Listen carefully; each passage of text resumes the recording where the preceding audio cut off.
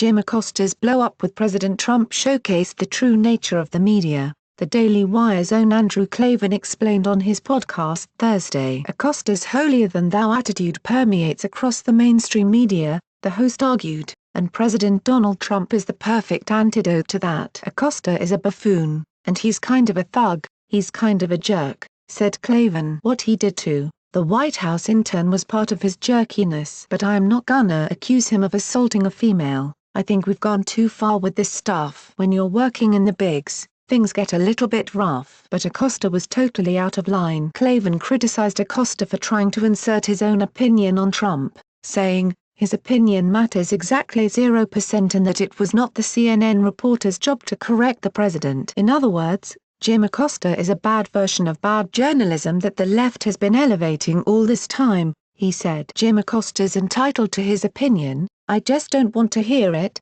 and I don't know why we should. Jake Tapper, his dainty shock that a reporter should get the boot the way Acosta got the boot is not in keeping with the reaction of the press corps to Barack Obama, Klavan pointed out. Remember Saint Barack Obama, the savior of our nation, who treated someone shouting rude questions at him like this, had him thrown out. But the incredible part is the reaction of the press. What you hear in the background is the press reacting to President Obama throwing out a rude questioner. The press corps chants Obama, Obama.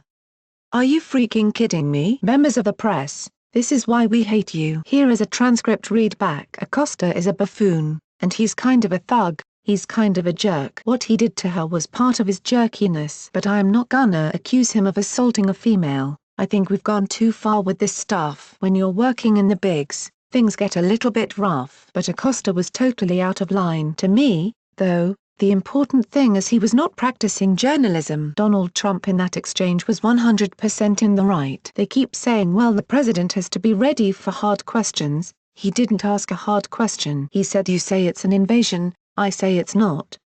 Trump, quite rightly, said we have a difference of opinion.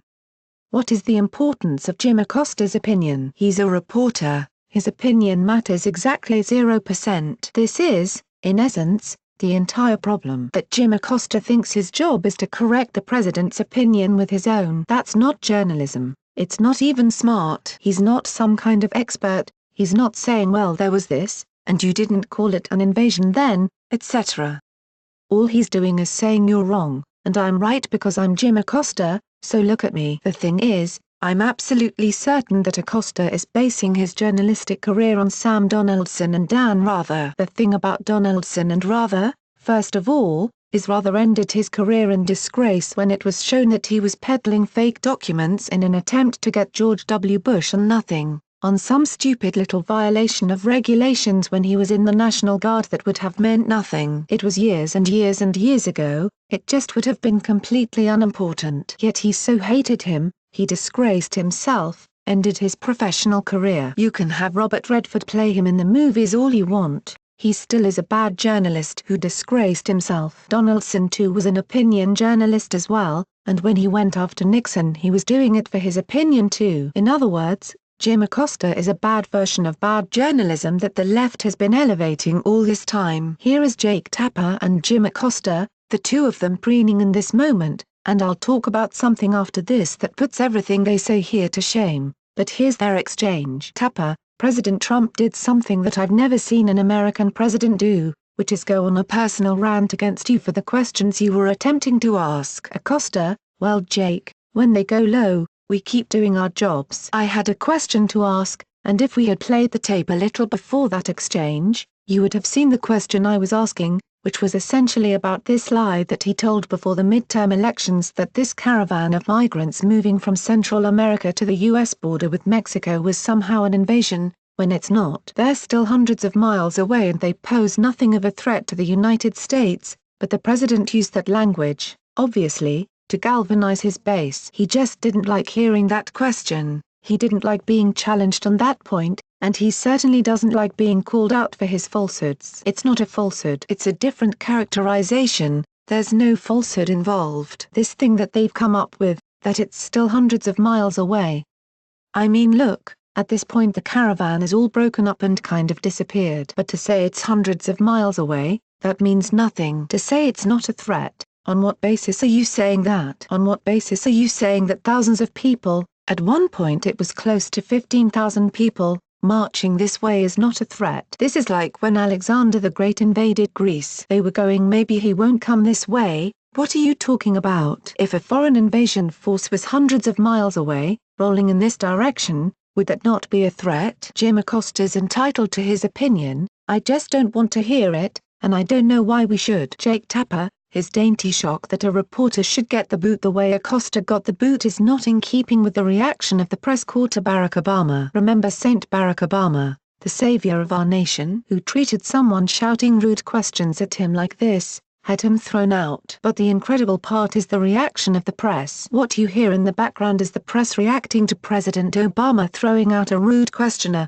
The press corps chants Obama. Obama. Are you freaking kidding me? Members of the press, this is why we hate you. We hate you because you lie. We hate you because you lied to us for 8 years. You treated Obama like he was heaven sent. I think he was incompetent and a leftist, and I think both those things are bad for a president. I don't think he was evil. I think he was ignorant. I think he was one of those guys who doesn't know what he doesn't know. I think he ran dishonestly. He ran as a centrist and he became a leftist. He basically tried to intersectionalize a country. I think he has failed. It's amazing the way Donald Trump has erased his memory. We can barely remember what he stood for or what he did. It's almost all gone except for this awful wreckage of Obamacare that keeps dragging us down. It's like a can tied to a dog's tail. But this is why we hate you. It's not because of what you do to Trump. If you had done it to Obama too, we might still think, oh, you're rude, but at least you'd be treating everybody the same way. You are liars, and when Trump says you're the enemy of the people,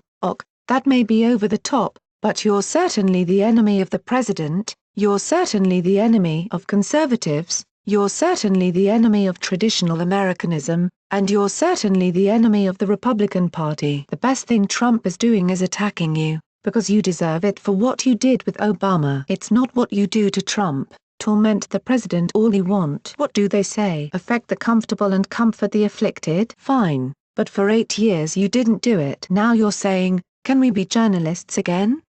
No, no you can't. Now you're just partisans, now you're just commentators and you're liars, and that's why we hate you. You deserve it, you've earned it, you went out and got it yourself, good for you, and you're still doing it.